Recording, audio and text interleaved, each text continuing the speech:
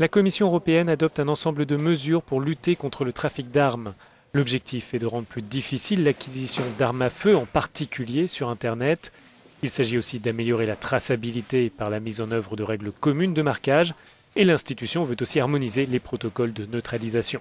Selon le chercheur de l'Institut flamand de la paix, Nils Duque, il n'est pas très difficile de se procurer des armes en Europe.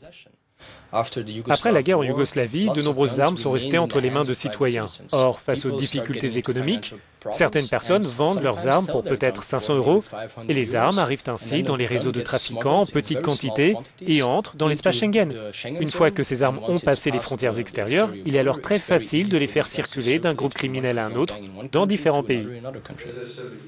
Au lendemain des attaques de Paris, la France a aussi souhaité un meilleur contrôle des frontières. En réponse, la Commission a rappelé que c'était aux États membres de le décider. Mais pour le commissaire en charge des affaires intérieures, il n'est pas question de remettre en cause l'espace Schengen. Nous n'avons pas l'intention de parler de l'avenir de Schengen. C'est à la France de décider si, en l'état actuel, les frontières extérieures ont besoin de plus de protection.